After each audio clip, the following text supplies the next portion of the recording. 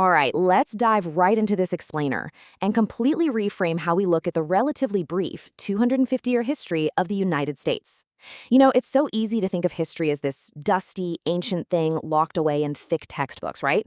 But what if we looked at the American timeline completely differently? With the country hitting its 250th anniversary in 2026, we're going to use the data and stories from our source material to shrink that timeline down. We really want to see just how incredibly close we actually are to the very beginning. Okay, let's kick things off with Section 1, Your Piece of American History. Let's do a quick, honestly fascinating mathematical thought exercise to completely shatter the illusion that American history is ancient and distant. Because, sure, it's one thing to hear the number 250, but it's another entirely to measure your own heartbeat against it. Here's the trick. If you just divide your current age by 250, you actually find your personal mathematical footprint in the American saga. It's super simple math, but I promise you the results are going to completely shift your perspective on time. To put that into perspective, a 10-year-old has already lived 4% of the country's entire history. I mean, let that sink in. Meanwhile, a 75-year-old, they've been alive and kicking for nearly a third of the whole American story.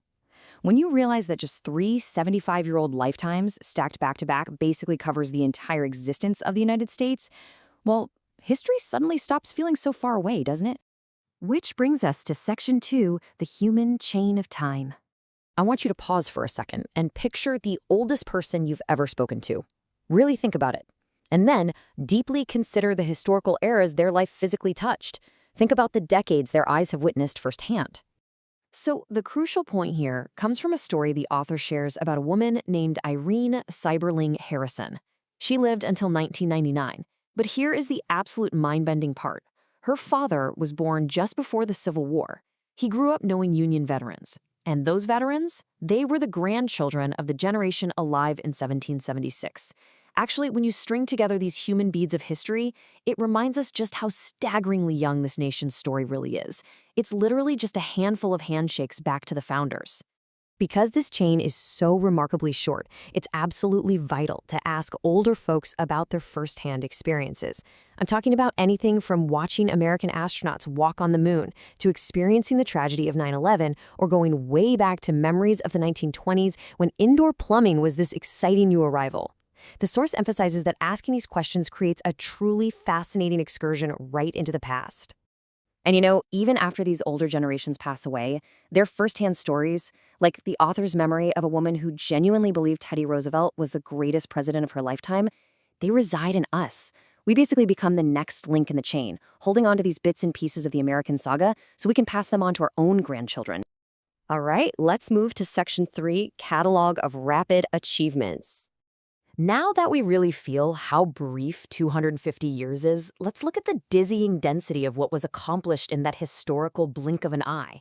The nation rapidly expanded its physical and moral borders. It kicked off with foundational documents like the Constitution and the Bill of Rights. Then, bam, we see groundbreaking 19th century milestones. You've got the Lewis and Clark expedition mapping the continent, agricultural game changers like John Deere's steel plow, monumental societal shifts like the end of slavery, and the sheer engineering marvel of the Transcontinental Railroad. All of this happened at just a breakneck pace. Then, as we enter the 20th century, the pace accelerates even more. The country implements Henry Ford's assembly line, making cars affordable for everyday people. It leverages its industrial might to help defeat the Axis powers in World War II. It confronts its own internal flaws by ending racial segregation with the Civil Rights Act of 1964. And then, no big deal, it reaches out to the stars with the moon landing, before fundamentally changing global communication by birthing the internet. And of course, we absolutely can't forget the uniquely American cultural contributions that spread like wildfire around the globe. Our source notes everything from the concept of national parks and Hollywood blockbusters to Levi's denim jeans, and yeah, for sure, even the surprisingly impactful and universally beloved invention of Ruth Wakefield's chocolate chip cookies. Which naturally leads us to ask the big question. Honestly, it's the core mystery of this whole explainer. How is it possible that a nation not quite yet a quarter of a millennium old produced such a dazzling catalog of accomplishments? How did it all happen so incredibly fast? That takes us to Section 4, the pragmatic pioneering spirit. The source material points out that the answer lies not just in America's vast natural resources, but really in the mindset of the people who formed that human chain we just talked about. To illustrate this, the author points to a classic quote from an immigrant grandmother in the movie A Tree Grows in Brooklyn. She says, "Here in this place, each one is good to go as far as he's good to make himself. This is the true way things grow better." It just perfectly captures that foundational belief that with sweat and hard work, anyone could plant a life in the wilderness and pursue their dreams. It's that core idea that the child could be better off than the parent. This can-do attitude wasn't just some vague feeling either.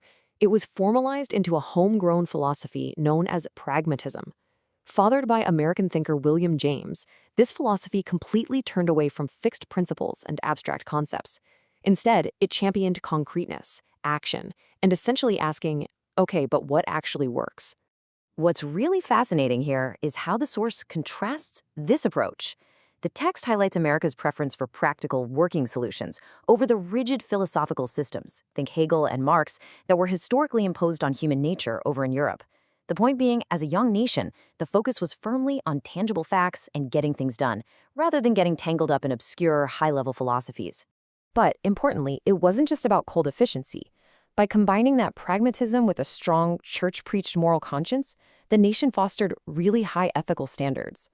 The source notes that this strong sense of right and wrong was exactly what was needed to fuel the massive 19th century movements that ended slavery and helped the downtrodden. It was practicality, yes, but practicality fueled by a deep morality. And finally, we arrive at Section 5, the founding cornerstone. The source argues that everything we've discussed today rests on one document and a single moment in history. This world-shattering sentence from the Declaration of Independence basically defined the American character. We hold these truths to be self-evident that all men are created equal, endowed by their creator with certain unalienable rights, life, liberty, and the pursuit of happiness. It just perfectly mixed those moral and pragmatic reasons for forging a brand new destiny, totally separate from a British king. But let's be real, those bold words wouldn't be worth the ink they were written with if they just stayed on parchment. Generations of Americans actually had to absorb them. They had to meld them into their flesh, bone, blood, and breath, literally bringing them to life through their daily actions and struggles. So, I want to leave you with this final provocative thought, tying right back to that math we did at the very beginning of this explainer. As an heir and a living link in this surprisingly short human chain, what are you going to do with your percentage of the American story? How will you bring these ideals to life so that every day remains Independence Day? Thanks so much for joining me to explore this fascinating timeline, and as always, keep learning.